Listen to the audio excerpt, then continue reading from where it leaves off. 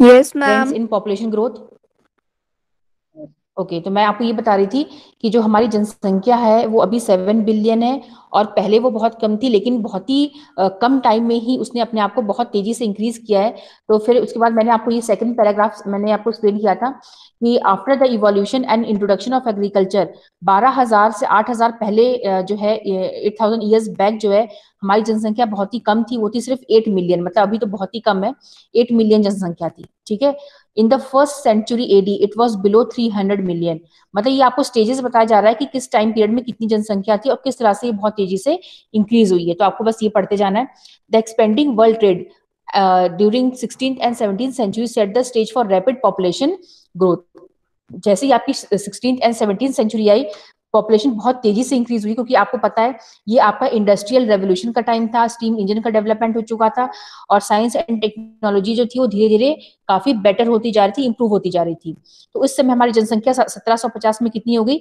550 million, मतलब 300 million से 550 million. मतलब आप सोचिए कि 12,000 8,000 से 8 मिलियन होने में बहुत टाइम लगा, लेकिन 300 मिलियन से 550 मिलियन होने में बहुत ही कम समय लगा। World population exploded in the 18th century, और 18th सेंचुरी में तो धमाका हो गया पॉपुलेशन में, इंडस्ट्रियल रेवोल्यूशन के बाद में। Technological advancement achieved so far help in the reduction of birth rate and provided a stage for accelerated population growth। जब हमारी साइंस टेक्नोलॉजी हमारी मेडिकल फील्ड ने बहुत ज्यादा तरक्की कर ली, तो इससे हमारे पास बहुत सारी ऐसी बीमारियों के इलाज आ गए, मेडिसिन आ गई जो कि पहले जिनसे बहुत मात्रा में लोग मारे जाते थे। तो इससे क्या हुआ कि जब हमारे पास साइंस टेक्नोलॉजी डेवलपमेंट की वजह से क्या हुआ कि हमारे बहुत सारे जो बर्थ रेट था हमारा वो अचानक से बहुत जो है गिरने लग गया। सॉरी, डेथ रेट जो था, जितनी मात्रा में लोग पहले मरते थे वो बिल्कुल कम हो गया। ठीक है, बिल्कुल तो नहीं, लेकिन तब भी अच्छी खासी मात्रा में डिक्लाइन होना स्टार्ट हो गया। इससे क्या हुआ कि पैदा तो लोग हो रहे थे, लेकिन जो उनकी मृत्यु की जो एक वो थी बर्थ रेट था वो कम हो गया। इससे हमारी जो जनसंख्या थी वो तेजी से बढ़ी, मतलब वर्ल्ड पॉपुलेशन बहुत तेजी से इंक्रीज हुई। अब आपको यहाँ पे एक ये टेबल नजर आ रही होगी, इस टेबल में आप देख सकते हो doubling time of world population. 10,000 BC में हमारी जनसंख्या कितनी थी? 5 मिलियन। ठीक है। तो ये 1500 ईयर्स की बात है। ठीक है। अब 10,000 बीसी से जब हम 1650 एडी में आए हैं, तो हमारी जनसंख्या 5 मिलियन से कितनी हो गई? 500 मिलियन। और ये कितनी हुई? सिर्फ 1500 सालों में। ठीक है, सॉरी यहाँ पे कुछ था ही नहीं, यहाँ पे कुछ नहीं था। तो 5 मिलियन से 500 मिलियन होने में हमारी जनसंख्या को कितना टाइम लगा? 1500 ईयर्स का, 1500 ईयर्स लगे। उसके बाद हमारी जनसंख्या 500 मिलियन से 1000 मिलियन हो गई। कब? 1650 से 1804 एडी में। और कितना टाइम लगा? 1500 से घटकर वो टाइम पीरियड कितना हो गया? सिर्फ 154 ईयर्स। मतलब हमारी जनसंख्या जो पहले दोगुना होने में उसको 1500 साल लगे थे, अब वो दुगना होने में कितना साल लगा? सिर्फ 154 ईयर्स। उसके बाद 1000 से हमारी जनसंख्या 2000 हो गई इन 1927, और सिर्फ कितना साल लगा? 123 ईयर्स। मतलब आप देख रहे हो कि हमारी जो जनसंख्या वो दुगनी होती जा रही है, और जो दुगनी होने का टाइम पीरियड है वो धीरे धीरे क्या हो रहा है? डिक्रीज हो रहा है। सिमिलरली 1927 से 74 में हमारी वर्ल्ड पॉपुलेशन कितनी हो गई? 4000 मिलियन।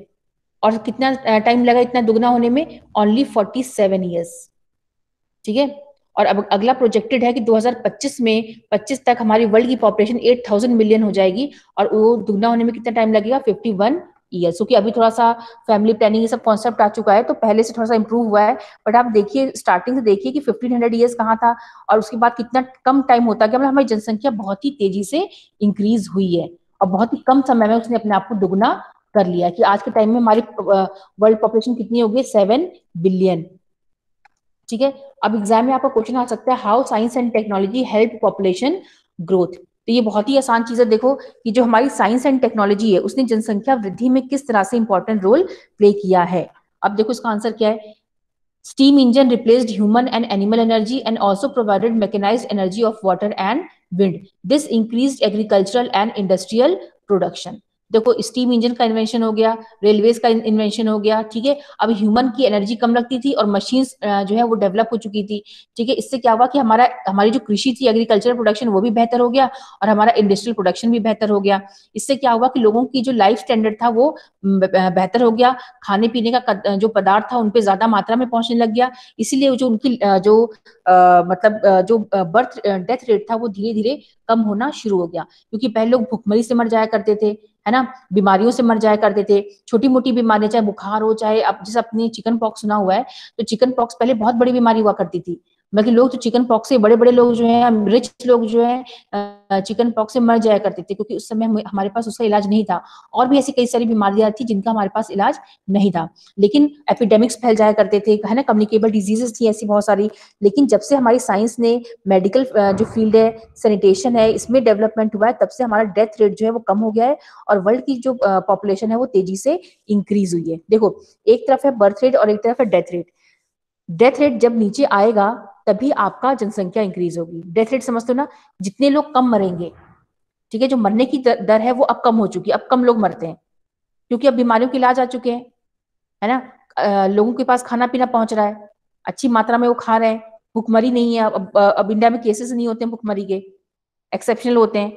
तो इससे क्या हुआ है कि अब जो है डेथ रेट, जो मरने का दर है वो कम हो चुका है। इससे क्या हो रहा है, और बर्थ रेट तो बढ़ता ही जा रहा है, पैदा तो हो ही रहे हैं लेकिन मर कम रहे हैं। इससे क्या होगा, ऑटोमेटिकली पॉपुलेशन इंक्रीज हो जाएगी। और ये क्यों हो रही है? Because of science and technology and medical field में एडवांसमेंट की वजह से, ठीक है। तो वर्ल्ड डेवलप टाइम ये सब मैंने बता दिया है आपको। अब हम नेक्स्ट जो टॉपिक है उसको कवर करते हैं। नेक्स्ट टॉपिक जो हमारा बहुत ही इंपॉर्टेंट टॉपिक है वो है डेमोग्राफिक ट्रांजिशन थ्योरी।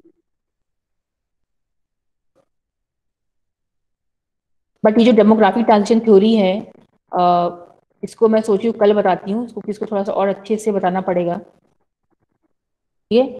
तो आज की क्लास हम लोग इसी पर ओवर करते हैं। अगर आपको कुछ, क्योंकि हमारे बीच में कनेक्शन आउट हो गया था, अगर कुछ प्रॉब्लम हो तो आप मुझे बता दीजिएगा, ठीक है। मैं आपका जो रिकॉर्डिंग है वो भी मैं आपको सेंड कर दूंगी, लेकिन इससे पहले आप मुझे थोड़ा सा अपना अटेंडेंस दे दीजिए।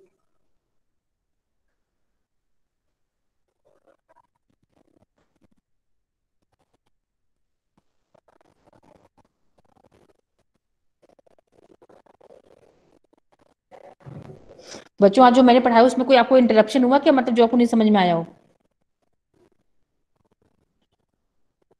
मैंने आपको push and pull factors of migration पढ़ाया आज, और पॉपुलेशन डबलिंग टाइम के बारे में थोड़ा बताया। आपको मेरी आवाज आ रही है? Yes ma'am. Yes ma'am. Reply क्यों नहीं कर? मुझे लगा कि आपको सुनाई दे रहा है, मैं बताती ही नहीं हूँ। जब मैं पूछी तो तुरंत जवाब दिया करो। नेटवर्क तो यहाँ पे पता नहीं पकड़ ही नहीं रहा है, क्या दिक्कत है। कोई बच्चा तब तक स्क्रीनशॉट भी ले लो जरा अटेंडेंस का। 10 ही बच्चे ऐड ही हुए, 9 बच्चे। लगता है इनको 12th में आके बिल्कुल ये हो गया कि पढ़ना ही नहीं हमें। ना 11th में ज्वाइन होते थे आप लोग, ना 12th में।